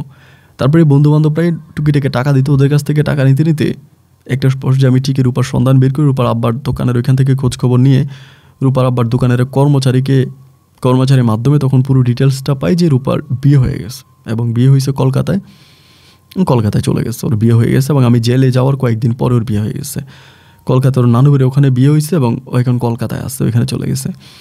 মানে এটা শোনার পরে আসলে মানে নিজের মাঝে নিজেকে আর ধরে রাখাটা পসিবল হচ্ছিল না। এতদিন যতই কষ্ট পাইছি, যতই কিছু করছি, বাট যখন শুনলাম যে ওর বিয়ে হয়ে গেছে, ও চলে গেছে, তার দুঃখটা ওই জায়গায় আসলো। যদি চলে গেল একটা বারের জন্য থানায় গিয়া বা জেলে কি আমার সাথে দেখা করে আসতে পারতো? ও তো আর ওর বাপ মা 2টা বছর বাইদা রাখে নাই, কলকাতা গেছে, কলকাতা থেকে অনেকবার বাংলাদেশে আসছে। এবং আমি ওদের মানে দোকানে যে ছেলেটা কাজ করে মুসলমান, ওরে বললাম যে কোনোদিন কি মানে আমার জন্য মন খারাপ করতে, বা ও আমারে বলে যে না ভাই কখনোই মন খারাপ করতে দেখি নাই। এবং মানে ম্যাডাম তো অনেক আনন্দ ফুর্তি হাসি খান্না, ওনার বিয়েতে উনি ড্যান্সও করছে, উনি নিজে নাচছে, নৃত্য করছে, এবং সেখানে খুব সুন্দর করে বিয়ে হয়েছে। ওনার ভিতরে কোনো সেট মোমেন্ট কোনো কিছু দেখি নাই, বা আপনার জন্য কোনো টান মায়া ভালোবাসা এগুলো দেখি নাই। একটা পর্যায়ে তখন মনে হলো যে রাজধানী শহরটাই আসলে একটা বিষাক্ত শহর। এই শহরে আমার মতো সহজ সরল টাইপের মানুষগুলো বসবাস করতে পারে না। এই শহরটা হচ্ছে মানুষরূপী কিছু অমানুষদের জন্য, এবং তারাই এই সমাজের এই শহরের রাজ্যটা তাদেরই রাজ্য। তা এই শহরে আমার মতো ছেলেগুলার থাকারও মনে হয় কোনো অধিকার নাই। সর্বোপরি নিজের চোখের পানিগুলো মুছে ফেললাম, মুছে আজকে এত বছর পরে গ্রামের উদ্দেশ্যে রওনা দিলাম যে এই শহরে আর থাকবোই না। বন্ধুবান্ধব অনেকেই বলছে, যাদের সাথে আগে খারাপ কাজ করছে তারা অনেকেই বলছে থাক, তোরা টাকা পয়সা দিব, তুই আমাদের সাথে থাকবি, সমস্যা হবে না, তুই থাক। না রে ভাই, আমি আর ঢাকা শহরেই থাকবো না, এই শহরেই আর থাকবো না। এই বলে আমি তখন পরিপূর্ণভাবে ঢাকা শহর ত্যাগ করে আমি আমার বাপের ভিটা সেই বরিশালে আবারও ফিরে গেলাম। কিন্তু ভাই যাওয়ার পরে যেটা দেখতে পেলাম যে বরিশালে আমার বাবার যে জায়গায় সম্পত্তিগুলো আছে এগুলো আমার ভাইরা ভাগ বন্টন করে নিজেদের নামে দলিল টলিল করে মোটামুটি তারা সব কিছু দখলে নিয়ে গেছে। 3 ভাই বিয়ে করছে, ভাইয়ের বাচ্চা টাচ্চা আছে, মানে মোটামুটি আমরা কেউ চিনেই না। এতে আমার সৎমাও মারা গেছে, আমার সৎমানায় তিনিও মারা গেছে। তো ভাইয়েরা তো আগে থেকেই আমরা দেখতে পারতো না, বাড়িতে যাওয়ার পর আমার কেউ কারো ঘরে জায়গাও দেয় না, কারো ঘরে গিয়ে থাকবো এরকমও না। অনেকে আমার যুক্তি দিল, বুদ্ধি দিল, একটা কাজ কর, তুইও তো তোর বাপের সন্তান, মামলা কর, তোর ভাইয়েরা তোর সম্পত্তি বুক দখল করতেছে, এগুলোর নামে মামলা কর, মামলা মোকদ্দমা করে তুই সম্পত্তি উদ্ধার কর, ওই সম্পত্তি নিয়ে আনে। তা আমি বললাম যে ভাই একে তো মামলা কার নামে মামলা করব, ভাইদের নামে? আর এই এক মামলায় আজকে 2-2.5 বছরের মতো জেল খাইতে আসছি, এবং যে মানুষটাকে জীবন দিয়ে ভালোবাসছি সেই মানুষটা পর্যন্ত আমার জীবন থেকে হারাই গেছে। তাহলে মানে আর কি, আবার গ্রামে আসছি মাটিতে, আমার বাপের ভিটাতে, আমার বাপের কবরের কাছে, তা এই জায়গায় এসে আবার মামলা করব, আবার সে আইনের কাছে যাব, আদালতে যাব? না ভাই, আমার জায়গায় সম্পত্তি দরকার নেই, ভাইরা খাচ্ছে তো ভাইরা খাক, আমার আর এই সম্পত্তির প্রতি কোনো আক্ষেপ নেই, বা আমি এগুলো চাইও না। মোটামুটি দুমুঠো ভাত খেয়া মরতে পারলেই হয়, আমার আর কোনো কিছুর প্রতি কোনো রকমের আক্ষেপ নাই, লোভ নাই। এবারে তখন এই বাড়িতেই থাকতেছি, এরকম করতে করতে চিন্তা করলাম কী করা যায়, কিছু একটা তো করতে হবে, পকেটে টাকা নাই, আজকে এই বাড়িতে কালকে ওই বাড়িতে, এক একদিন এক একজনের বাড়িতে খাবার খাইতে আসি, এভাবে খাবার খেলে তো আসলে জীবন চলবে না, কিছু তো একটা করতে হবে। এমন করে আকাশ কাকা বলতে আমার একজন এলাকার লোক ছিল আর কি, তিনি মোটামুটি বয়স্ক, এত বয়সও না আবার, তা ইনার ওখানে তখন ওনার আবার মানে গরুর ফার্ম আছে, উনি অনেক বড় গরুর ফার্ম আছে, বিভিন্ন কোম্পানিতে উনি দুধ সাপ্লাই করে। তাহলে আমি বললাম যে ওনার এখানে কাজ দেবে কিনা, যদি আমি কৃষিকাজটা মোটামুটি জানি, সমস্যা নেই। তা ওনার সাথে কথাবার্তা বললাম, উনি অনেক লোককে এলাকাতে কাজ দিয়েছে আর কি, অনেক মানুষকে, আমাদের গ্রাম থেকে পাশের গ্রামটাই ওনার। তা ওনার সাথে একদিন দেখা করলাম যে কাকা টাকা থেকে আসছি, কাজ করা যাবে কিনা। উনি আমার বলে সমস্যা না, আমার এখানে কাজ আছে, কাজ করো। পরে ওনার কথা মতো ওনার ওখানে কাজে ঢুকে গেলাম, ওনার কারখানায় কাজ করতেছি, মানে গরু কারখানায়। তা মোটামুটি ভালোই ইনকাম হচ্ছে, মানে ওনার খুব ভালো কাজ করতেছি, কারণ গায়ে কত অনেক শক্তি আছে, মিলা কাজ করতেছি। বয়স কিন্তু তখন অনেক হয়ে গেছে, অনেক বয়স হয়ে গেছে, বিয়ের বয়স তখন পেরিয়ে গেছে আর কি, অনেক বয়স। তা কাজ কাম করতেছি ওনারা এখানে, এরকম করতে করতে প্রথমেই এরকম করোনার সময় তখন চলে আসছে, এবং করোনা আসার পর ওনার ওই দুধের ব্যবসাটা পরিপূর্ণভাবে অফ হয়ে গেছে এই কারণে যে উনি ওরকমভাবে আগে যেরকম দুধ নিয়ে ধরেন চলে যেত মার্কেটে বা দুধ সাপ্লাই করতো, এরকম আর সরাসরি দুধ সাপ্লাই হয় না, বিভিন্ন কোম্পানি থেকে দুধ এখন কিনতেছে না। এবং তখন মানসিকভাবে উনি অনেকটা ভেঙে পড়ে, তার অনেকগুলো গরু উনি বিক্রি করে ফেলে ওই যে কসাইদের কাছে, অনেকগুলো গরিব জমি গরু টরু বিক্রি করে ফেলে। এবং গরু বিক্রি করে 2021 সালের দিকে উনি তখন নতুন করে কৃষির উপরে একটু মনোযোগ দেয়, উনি কৃষিক্ষেত করে বা কৃষি জমি জমা করে, গরুর ব্যবসাটা উনি ছেড়ে দেয়, মানে খামারটাই অফ করে দেয় করোনার জন্য। তো এবার আমি ওনার সাথে মাঠে কেটে তখন কাজ করতেছি, মাঠের কাজ তো আমি আরও ভালো পারি। তা মাঠের কাজ করতে করতে ওই ওনাদের একই বাড়িতে একটা মেয়ে আছে, মানে দুই বোন ওরা, বড়টার নাম হচ্ছে মারিয়া, ছোটোর নাম হচ্ছে মাহিয়া। তো মাহিয়া মেয়েটার সাথে আমার মোটামুটি একটু ভালো সম্পর্ক বলতে এই দুই বোনে ওদের মা আছে, ওদের মা বোবা আর কি, কথা বলতে পারে না, বাবা নাই, বাবা মারা গেছে। তো এই মাঠে কাজ করতে মাঠের পাশে ওনাদের বাড়িটা, তো ওই বাড়িতে গিয়ে মাঝে মাঝে একটু বসতাম। ওর মা বোবা ছিল, পানি টানি খাইতাম, ভালো লাগতো। ওদেরও জমি জমা ছিল, ওরা নিজেরাই দুই বোনে মিলে জমি টমি চাষ করতো, ওদেরও মোটামুটি জমি জমা আছে টুকিটাকি, ওইখানেও চাষাবাদ করে। এরকম করতে যে মাহিয়া নামের মেয়েটা ছিল, মাহিয়া আক্তার, এই মেয়েটা মানে আমার ভিতরটা মোটামুটি কিছুটা আন্দাজ করে ফেলে যে আমি খুবই দুঃখপ্রাপ্ত একটা মানুষ। এবং ওই সময়টা এরকম ছিল যে বেশিরভাগ সময় আমি কান্না করতাম। ধরুন কোনো একটা গাছের নিচে রেস্ট নেওয়ার জন্য বসে আছি, তা অতীতের কথাগুলো মনে হইতো, বেশিরভাগই রূপার কথা মনে হইতো। রূপার কথা মনে হইলেই কাঁদতাম, মানে গাছের নিচে বসে আছি, তো এখানে বসে কান্না করতাম, চোখের পানি ফালাইয়া অজরে কান্না করতাম যে রূপারে হারাইলাম, কোথায় আছে, কোন জায়গায় আছে, এইগুলো মনে সবসময় কান্নাকাটি করতাম। তা এই মাহিয়া মেয়েটা তো ছোটো, ওর বড় বোন বড়, মারিয়া বড়, মাহিয়া ছোট। তা মাহিয়া তখন আমার সাথে অলওয়েজ একটু মিশার জন্য ট্রাই করতো, যে আমার মন খারাপ থাকে কেন, বা আদৌ আমার মনে তো কষ্ট কেন, এই জিনিসগুলো মানে আমার ভিতর থেকে বের করার জন্য মানে খুব চেষ্টা করতো, এটা ওইটা বিভিন্ন কথাবার্তা বলতো। এরকম কথাবার্তা বলতে আমি একদিন আমার এই দুঃখের কাহিনীগুলো তাকে বলে ফেলি, যে দেখো আমার গ্রামের নাম এটা, অমুক গ্রামের মানুষ, আমার বাবা অমুক ছিল, আমার সৎ ভাইদের কথা বললেও চিনে, আমার সৎ ভাইদেরকে চিনে, আমার সৎ ভাইরা খুব ভালো অবস্থানের মধ্যে আছে আর কি, খুব ভালো অবস্থানের মধ্যে। তা ওরকম করে কথাবার্তা বলতে একটা পর্যায়ে তখন আমাকে মানে আমার সাথে খুব ক্লোজ হয়ে মিশে যায়, অনেক ভালোভাবে মিশে যায়। এবং মিশার একটা পর্যায়ে ও আমাকে বলে যে আমার সাথে মানে রিলেশন করবে, মানে প্রেম করবে আর কি, নিজে আমাকে অফার করে। তা আমি আসলে তো প্রেম ভালোবাসা এগুলো থেকে তো আমি নিজেই অনেক দূরে, কারণ আমি তো আসলে ভালোবাসার ওরকম কোনো কিছু পাই না, বা ভালোবাসার কোনো কিছুই বুঝি না। প্রেম ভালোবাসা থেকে দূরে থাকি, কারণ এটার জন্য জীবনে সবচেয়ে বেশি কষ্ট পাইছি, আঘাত পাইছি। তা এই জিনিসটার সাথে আর নিজেকে জড়াতে চাই না। তা আমি ওরা বললাম যে না, আমি এসব কোনো কিছু করবো না, বা আমি কোনো প্রেম ভালোবাসার মধ্যে নাই। তো আমাকে একটু অমনে করে মোটামুটি আমার উপর অনেকটা ওকে আমার প্রতি দুর্বল করে ফেলে। তো কী আর করবো, জীবনের শেষ পর্যায়ে এসে আমার এই মাহিয়ার সাথে আবার সম্পর্ক হলো। তা এরকম প্রেম ভালোবাসার সম্পর্ক, ওদের ওখানে যাচ্ছে, ওর সাথে দেখা হচ্ছে, এবং দুজনের মাঝে ফিজিক্যালও হচ্ছে, স্বামী স্ত্রী সম্পর্ক হচ্ছে, যদি আমি ওকে বিয়ে করিনি। এরকম করে সময়গুলো কাটতে ওদের ওই পরিবারের দায়িত্ব কিন্তু আকাশ কাকার হাতে, মানে আকাশ কাকা ওদের পরিবারটা দেখাশোনা করে। ওর বাবা মরে যাওয়ার পর থেকে উনি এদেরকে খাওয়ায়, উনি সব কিছু। এরকম করে প্রায় মাস তারিখের মতো এই মাহিয়ার সাথে আমার সম্পর্কটা হলো। একটা পর্যায়ে আমি মাহিকে বললাম যে মাহিয়া, আমার তো বয়স বেড়ে যাচ্ছে, আমি তোমাকে বিয়ে করি, এভাবে গোপনে তোমার সাথে সম্পর্ক করা, তোমার কাছে আসা, তোমার সাথে মিশে থাকে, এটা নিজের কাছে আসলে মানে খারাপ লাগে। সো আমি আর এভাবে থাকতে চাই না, আমি তোমাকে বিয়ে করে 10 জনের সামনে বুক ফুলিয়ে তোমাকে নিয়ে সংসার করতে চাই। তুমি কি বলো? ও আমাকে বলো, আমার বড় আপুর বিয়ে হয় নাই, মারিয়াপুর বিয়ে হয় নাই, তা মারিয়াপুর বিয়ে না হলে আমি আপনাকে কেমনি বিয়ে করি? এটা তো সম্ভব না, আগে মারিয়াপুর বিয়ে হয়ে যাক, এরপর আপনাকে বিয়ে করবো। তো এখন ওর বোন মারিয়া মানে বিয়ে যে হবে, মানে বিয়ে হবার কোনো রকমের উদ্যোগ নেই। একটা মেয়ের বিয়ে হইলে যে বিয়ের গটর আসে, বা এদিক সেদিক জানাজানি হয়, লোক দেখতে আসে, এরকম কোনো কিছুই কিন্তু আমি দেখি না। এভাবে আরও 2-3 মাস কেটে গেল। পরে আমি মাহিয়ারে বললাম যে এইভাবে চলতে থাকলে তো হতে পারে না, এবং এভাবে তোমার বোনের জন্য ছেলে দেখতে আসে, বা কোনো বিয়ের কোনো কিছু হয় না, বা ছেলেও দেখতে আসে না, তা এইভাবে হবে নাকি? তোমার বোনের বিয়ে তো কখনোই হবে না। আর আমি যদি তোমার বড় বোনের উপর আশা করে থাকি, তাহলে আমিও তোমাকে বিয়ে করতাম না। ওই সময় দাড়ি চুলমুল সব পাইকে যেতেছে, তাই বললাম দাড়ি চুল পাইকে যেতেছে, বয়স হয়ে গেছে, একটা সংসার করব, তোমাকে ভালোবাসতে। আসলে তো কাউকে ভালোবাসার ইচ্ছা ছিল না জীবনে। রূপাকে হারানোর পরে পরিপূর্ণভাবে পাগল হয়ে গেছিলাম, জীবনের প্রতিও কোনো মানে মায়া দরদ ভালোবাসা ছিল না। যাই হোক, তোমাকে পাইলাম, তোমাকে পাওয়ার পরে মনে হলো যে না, অন্তত মনে হয় একটা মানুষ আছে যাকে নিয়ে আমি বাঁচতে পারবো। তো সেই জায়গা থেকে তোমার সাথে একটা সম্পর্কে জড়াইতে চাইছি, বা বিয়ে করব, তুমি তো এখন রাজি হচ্ছ না, তো আমি করবোটা কি? ওই আমাকে বিয়ে করতেছি, এরকম করে ঘুরাইতে আসে, মানে কোথাও ওর কাছ থেকে আমি ভালো কোনো আশ্বাস পাচ্ছি না আর কি।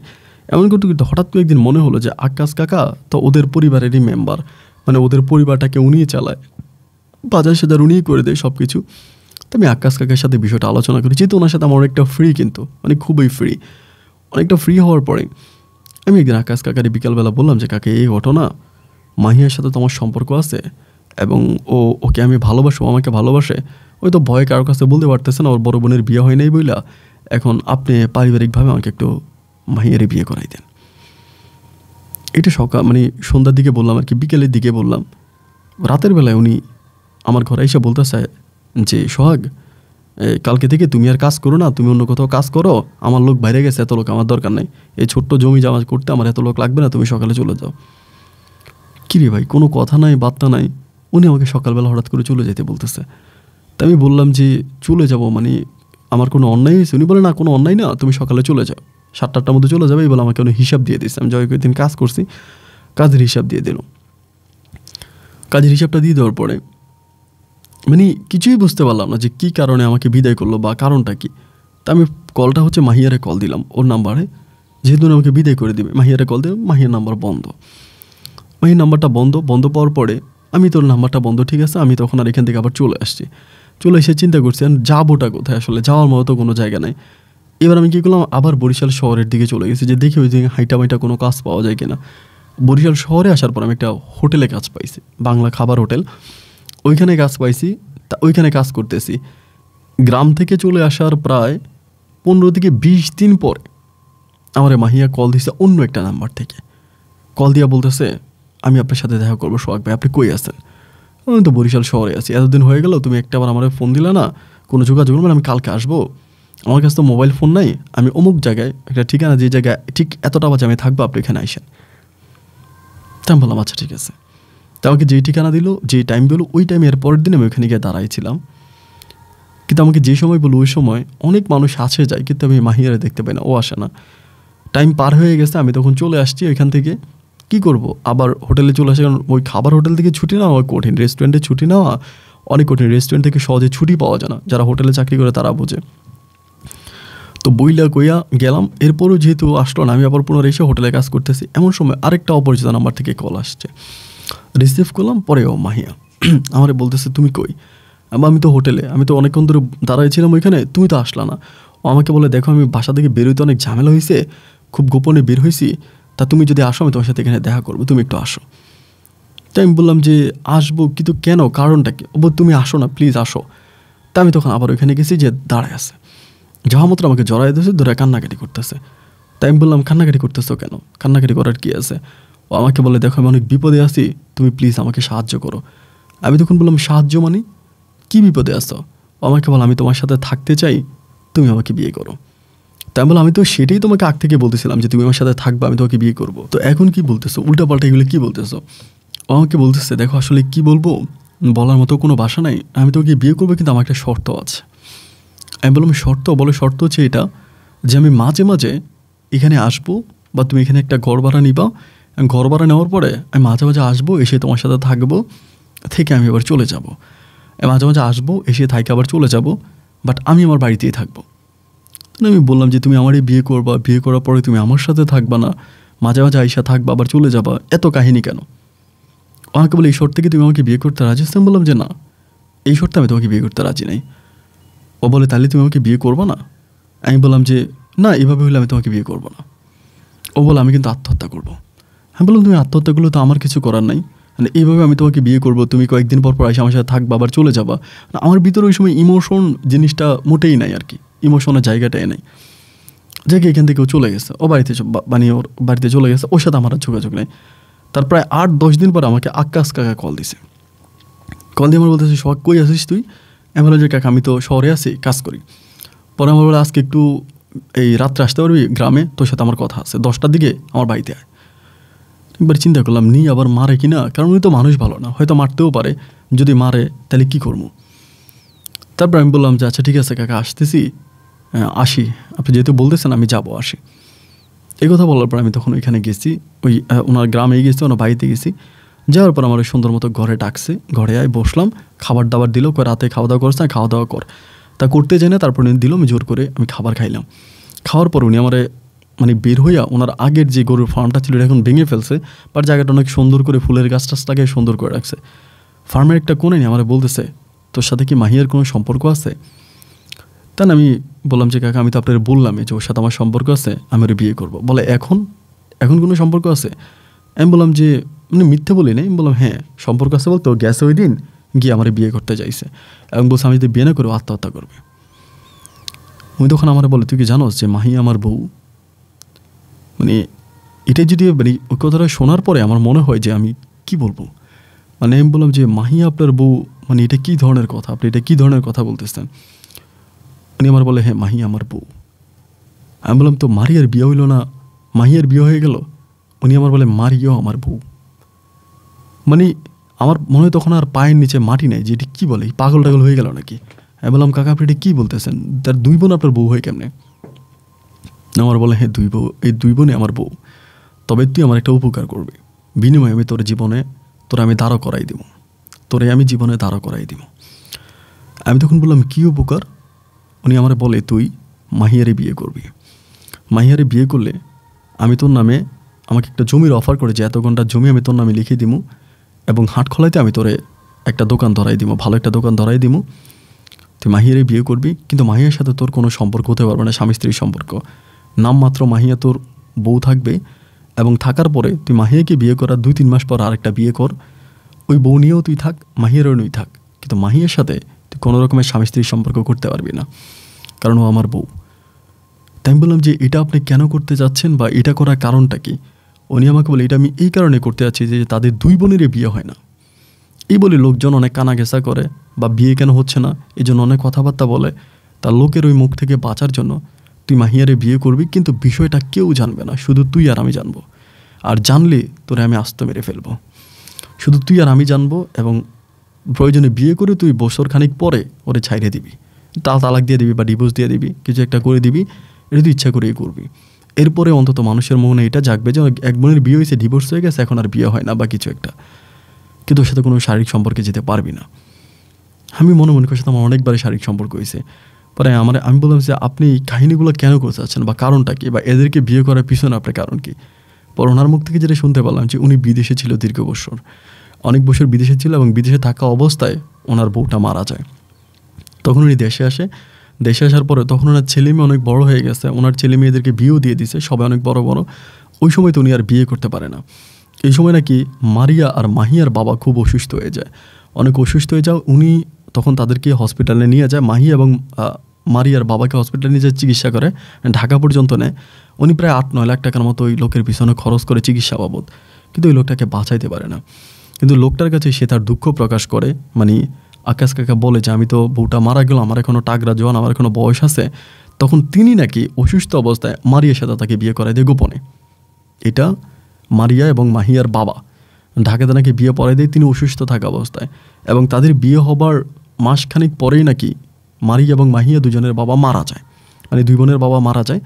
এবং তিনি মারা যাওয়ার পরে তখন বিষয়টা যেহেতু তার ছেলে মেয়ে জানলে সমস্যা হবে, ছেলে মেয়ে জানাজানি হয়ে গেলে খুব ঝামেলা হবে, এবং এই জন্য তিনি তখন তার ছেলে মেয়েদেরকে জানায় নাই, গোপনে বিয়ে করছে। কইরা এই মারিয়ার বাড়িতে আসতো যাইতো, যাতায়াত করতে করতে একটা পর্যায়ে তার মাহিয়ার দিকেও নজর পড়ে, এবং এটা খারাপ নজর না ভালো নজর তিনি বলতে পারেন না, বাট নজর পড়ার সূত্রে মাহিয়ার সাথেও তার অবৈধ একটা সম্পর্ক হয়ে যায়। এবং সম্পর্কটা এরকম হতে হতে এটা মারিয়াও বুঝে যায়, এবং তখন তার মারিয়ারও ভালো লাগে, মাহিয়ারও ভালো লাগে, আকাশ কাকার দুজনকেই ভালো লাগে। এবং দুজনকে ভালো লাগার ক্ষেত্রে তিনি তখন মাহিয়াকে আর বিয়ে দিতে চায় না, এবং বিয়ে দিতে চায় না বলে তিনি তখন তাকে একদিন হুজুর ডেকে, দূরের একটা হুজুর ডেকে কলমা করে বিয়ে করে ফেলেন। জাস্ট কলমা করে, কোনো কাবিন না, শুধু মাহিয়ার সাথে বিয়ের কাবিন হয়, কিন্তু মারিয়ার সাথে বিয়ের কোনো কাবিন হয় না। মারিয়ার সাথে বিয়ের কাবিন হয়, তো মাহিয়ার সাথে কোনো কাবিন হয় না, জাস্ট হুজুর ডেকে বিয়ে করে।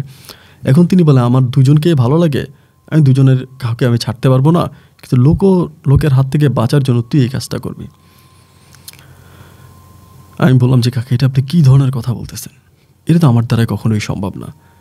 তারপর উনি আমাকে জোর করতেছে তুই বিয়েটা করলে ভালো হবে। তাহলে আমার হঠাৎ করে আমার মেমোরিতে এই জিনিসটা আসলো, একে তো মাহিয়ার সাথে আমার অবৈধ সম্পর্ক আগ থেকেই ছিল, সুযোগে যদি মাহিয়া আমার কাছে বিয়েটা বসার পর আমি জায়গায় সম্পত্তিগুলো পাবো, অন্তত সম্পত্তিগুলো তো পাবো, জায়গাগুলো তো পাবো। তা এই টেকনিক করে আমি তখন বললাম যে ঠিক আছে কোনো সমস্যা না, আমি বিয়ে করব। আমার কোনো সমস্যা নাই, আমি আপনার বিয়ে করবো, এই মাহিয়ারে বিয়ে করবো। এবার ইনি হুজুর ডাকলো, বিয়ে করলো, কলমা কাবিন করছে, কিন্তু এমনি কাবিন হয়েছে, কাবিনেই বিয়ে হয়েছে, গ্রামের 8-10 জন লোকজন জানাইছে, মোটামুটি আনন্দ ফুর্তি করে, আনন্দ উল্লাস করে তখন এই মাহিয়ার সাথে আমার বিয়ে দিছে। বিয়ে হওয়ার পরে উনি আমার নামে ধানি জমি লিখে দিছে এবং বাজারে আমার ধান ভাঙানোর একটা মেশিন বা কারখানা উনি করে দিছে।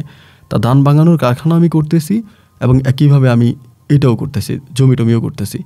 তা এই সুবাদে তখন মাহিয়ার সাথে ওনার অবর্তমানে, মানে উনি যেহেতু আমার বউ, মাহিয়া আমার বউ, তা ওনার চোখ পাখি দেওয়া মাহিয়ার সাথে আমার 2-3 বার শারীরিক সম্পর্ক হয়েছে। হওয়ার একটা পর্যায়ে উনি তখন বুঝে গেছে যে মাহিয়ার সাথে আমার শারীরিক সম্পর্ক হইতে আছে এবং আমি কিন্তু তখন মাহিয়াকে অনেক ভালোবাসি। একটা পর্যায়ে তিনি তখন মাহিয়ারে চাপ দিল। কীভাবে চাপ দিল জানি না, এটা আমার বিয়ের প্রায় 4 থেকে 5 মাস পরে। মাহিয়ার পেটে তখন কোনো বাবু হয়নি, একবারও মানে বাবু হয়নি, এবং উনি কী করলো তখন চাপ দিয়া, মাহিয়ারে চাপ দিয়া তিনি তখন মাহিয়াকে দিয়ে আমাকে ডিভোর্স করাই দিল। যেহেতু উনি বুঝতে পারছে আমার শারীরিক সম্পর্ক হচ্ছে এবং সম্ভবত ওই সময় মাহিয়া বাচ্চাও কনসেপ্ট করে, এটা মনে ওনার কাছে বলে দেয় বা কী আসা বিষয়।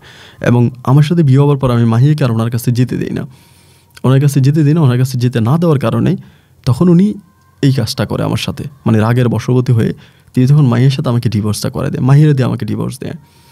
দেওয়ানোর পরে আমার দানি জমি আছে এগুলো উনি বুক দখল করে, এগুলো দখল করে, এবং দখল করার পরে আমার যে দোকান আছে দোকান থেকে উনি আমাকে বের করে দেয়। এলাকার প্রভাবশালী লোকজন নিয়ে উনি তখন এই কাজটা করে। তা এই কাজটা করার পর আমি মাহিয়ার সাথে অনেকবার যোগাযোগ করি যে তুমি চলে আসো, এই পরিবারে তুমি থাইকো না। ও আমাকে বলে না আমি তোমার সাথে যাব না।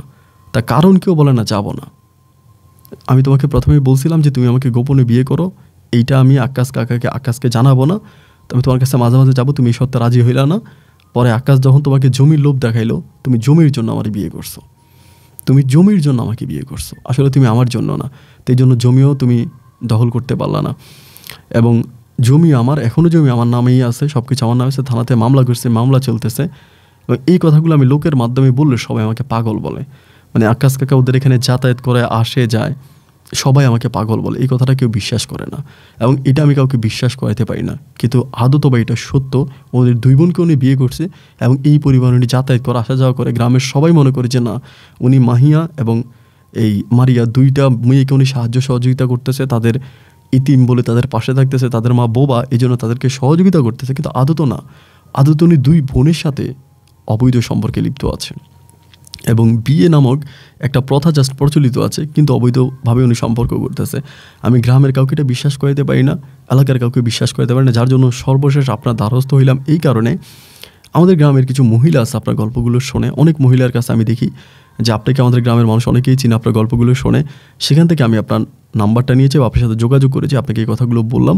আপনি গল্পটা প্রচার করলে হয়তো আমার গ্রামের মানুষগুলো একটু জাস্টিফাই করবে, এটা আমি কথাটা সত্য বললাম না মিথ্যে বললাম, এটা তারা যাচাই বাছাই করে অন্তত এটা নিয়ে একটা আলোচনা করে। আমার এলাকার চেয়ারম্যান মেম্বার 2 জনেরই নাম্বার আমি আপনাকে দিলাম, আপনি তাদের সাথে একটু যোগাযোগ করে আমার বউকে আমার কাছে ফিরে আনার একটা ব্যবস্থা করে দেন। আপন ভাই আমার জায়গা সম্পত্তি কোনো কিছু দরকার নেই, আমি মাহিয়ার সাথে বাকি জীবনটা কাটাইতে চাই, যদি মেহেরবানি করে পারেন আমার এই উপকারটা করবেন। ভালো থাকবেন, আসসালামু আলাইকুম।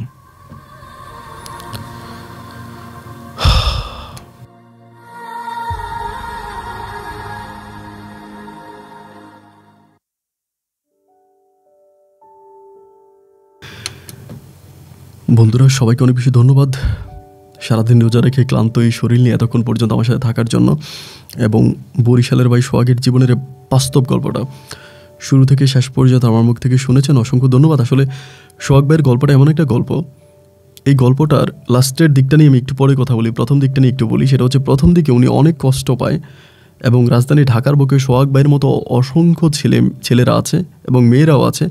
আর সোহাগ ভাই যেসব প্রতারণার শিকার হয়েছে, অনেক মেয়েরাও এরকম প্রতারণার শিকার হয়।